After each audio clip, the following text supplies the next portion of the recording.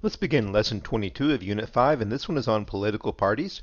As you see, we do have quite a few tweaks, some of them from the last lesson too. But let's look at some of the newer ones. We've already mentioned issues with the New Republic's economy and handling major problems, but we want to focus this lesson on how political parties were created. We're going to look at Washington's farewell address, and about those parties, we want to look at the different points of view. And the two parties, by the way, were the Federalist and Democratic Republican parties. And we're going to continue to look at the roles of George Washington and Alexander Hamilton in the early republic. So let's go on.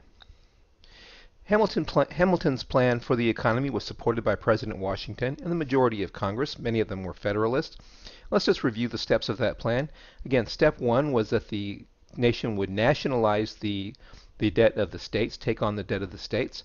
That two, they would establish a protective tariff to encourage people to buy domestic industries and grow factories in the United States. And three, that they would create a national bank in order to be a source of money and to also encourage business. However, Southerners opposed tariffs because, as we discussed before in previous lessons, Southerners depended on imports and traded their agricultural goods directly for imports. So adding a tariff was going to reduce the value of their crops, and it was bad for their business. And about that bank, here we see a debate between the two groups, the loose constructionists, who were led by Alexander Hamilton, and the strict constructionists. Here's what that means. The loose constructionists believed that the Constitution was flexible and that it allowed them to do the things that they were necessary. It was open for interpretation. So one of the main parts of that we've already talked about in a previous lesson, Lesson 17, was the elastic clause. So here Alexander Hamilton believed that that elastic clause, the necessary and proper clause, would allow the government to create a national bank. But here if you look at Thomas Jefferson's quote, he's a strict constructionist, and he believes that with whatever is not written down in black and white ink in the Constitution is not constitutional. So he's taking a very strict reading of the Constitution. And along with him, we have James Madison, who was previously a Federalist, but actually around this time he begins to side more and more with Jefferson's group, and that's going to lead to a split for him.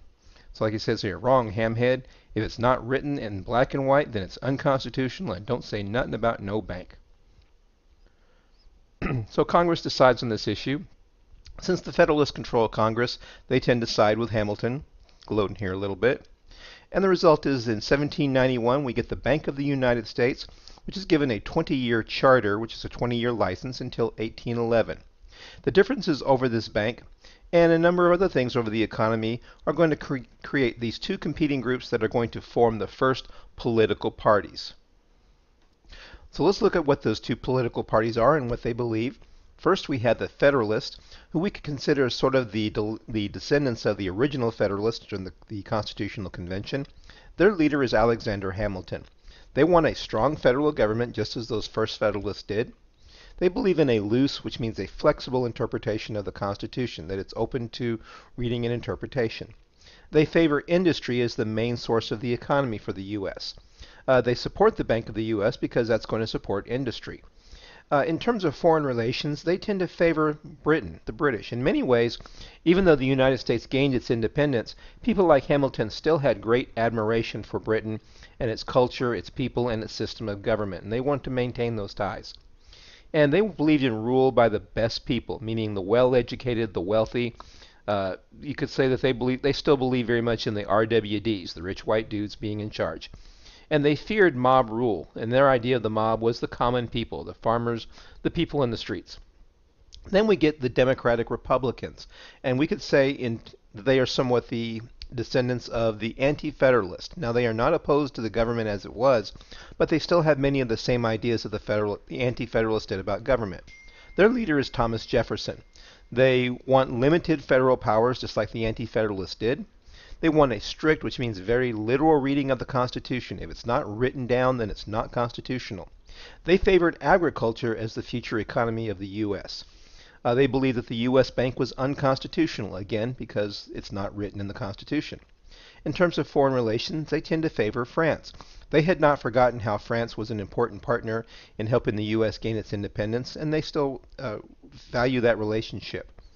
And they believe in rule by the noble farmers. They look at the farmers, people who are tied to the land, they're hardworking, they're virtuous, they tend to be religious people, and their views are more democratic. They want the common people to have more of a say in their government. Next, we get one of the first domestic crises faced by Washington's administration, and that is the Whiskey Rebellion, which took place from 1791 to 1794. Now, to raise revenue, Hamilton proposed a tax on domestic, which means American-made whiskey, and that was passed by Congress in 1791. Now, many of the grain farmers, especially in the breadbasket we talked about, many of these grain farmers made whiskey for sale because they could take the grain, boil it down, and ferment it into whiskey, which was much easier to transport than, say, a wagon full of grain. So these farmers depended on whiskey for their income, and they protested this tax. They refused to pay it, and many of them even attacked tax collectors, much like it happened in the 1760s with the British Tax Acts. In 1794, 500 Pennsylvania farmers attacked and raided the home of a local tax official, and some of them even talked of independence. So again, for them, it's almost kind of like it's 1765 all over again. So Washington has to react. He organized the state militias into an army of 13,000 people, and he personally led them toward Pennsylvania to end the rebellion. And it is one of the only times in American history that a sitting president has actually led American troops in the field. When they heard that George Washington was on his way with a large army, the rebellion broke up and many of the leaders were arrested. Now, Alexander Hamilton, one of these leaders, tried for treason and hanged as criminals. However, George Washington, once the rebellion was put down, he made the wiser choice and he pardoned the leaders. So the precedent set here was that Washington showed federal power to ensure domestic tranquility, which was a quote from the preamble. So if you contrast what happened here compared to what happened in Shays' Rebellion, where the federal government, or the national government I should say, was helpless to stop the rebellion, and here Washington's quick decisive action puts an end to the Whiskey Rebellion. But it also shows Washington's restraint. He didn't go out for revenge or to punish or anything. He wanted to make sure that the country was safe, and he showed his power to again to keep the domestic peace. Managing the West. While this is going on, Daniel Boone has cut through the Appalachians through the Wilderness Road all the way to Kentucky, so by 1790s, 100,000 Americans had migrated into the Northwest Territory. So this area is growing. However, natives in that region were fighting expansion. They were attacking settlers, and the British were actually supplying these natives from their forts in the Northwest with weapons. So the British were helping the natives to resist this expansion. After several losses to the natives, George Washington sent a large army into the Northwest Territory, and this time the British refused to help the natives, so they were defeated at the Battle of Fallen Timbers here in 1794. In 1795, natives were forced to give up their land to the U.S. in the Treaty of Greenville. So again, the precedent set this time is that the U.S. was willing to use military force in order to expand west.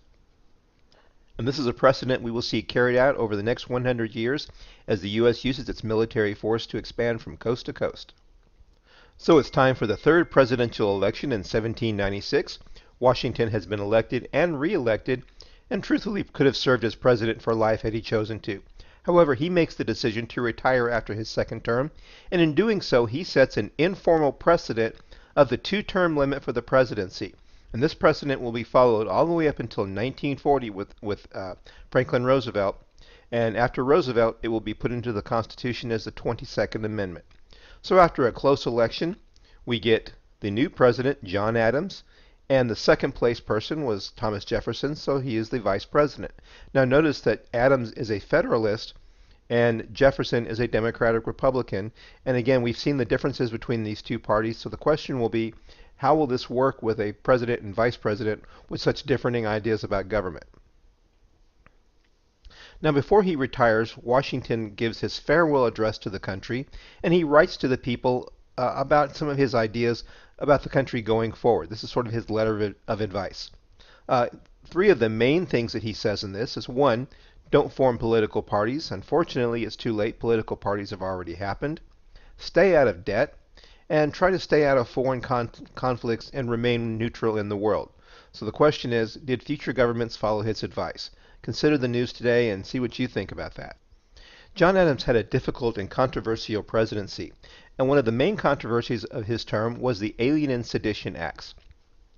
Now, the Democratic Republican newspapers criticized President Adams' policies toward France, and we'll talk in more detail about what those were. But just know that he was under a lot of criticism from the rival party over his France policy. At the same time, many new immigrants were coming into the country, and they tended to prefer Republicans and tended to vote for them. So in 1798, the Federalist Congress passed the Alien and Sedition Acts. And these acts restricted the rights of new immigrants towards citizenship, made it harder for them to become citizens. And it also made sedition, which means to criticize the government and its leaders, illegal in print or speeches. So think about this, guys. The U.S. Congress passed a law making it illegal to criticize the government. And why do you think this would be a problem? Think about our previous study, and why do you think this would be an issue here? So here we say, John Adams saying that should shut up his critics, but Madison and Jefferson had very strong ideas here. Madison, he's gone too far, TJ, and I know Mad Dog, so here's the plan. So here's what Madison and Jefferson did in response to the Alien Sedition Acts. They wrote a series of resolutions for the state legislatures. They declared that the Alien and Sedition Acts were unconstitutional, and again, like we said, which amendment do you think would make them unconstitutional? They also said that states could nullify, which means to cancel or ignore federal laws within their borders if they did not agree with them. And they called on this on states' rights, and again, which amendment applies. So think back to our Bill of Rights. Which amendment do you think would make the Alien and Sedition Acts unconstitutional, and which one would give the states the power to cancel a federal law which they didn't agree with? And this is going to be an issue called nullification, which we'll talk about in much more detail in future units here. Now, only Kentucky and Virginia approved them, so they became called the Kentucky and Virginia Resolutions, but nonetheless, the idea of nullification would gain support in the 1800s. So our Lesson 22 thoughts. Do you see any connection between the Federalist and Democratic Republican parties' debate and the debate over ratification of the Constitution? Number 2, what can we learn about Washington's leadership from his decisions on the Whiskey Rebellion and his choice to retire in 1797? And finally, what do you predict will happen because of Adams and Jefferson's differences in political parties and beliefs? So think about those, make some notes on those, and our next lesson will be on President Jefferson and the Marshall Court.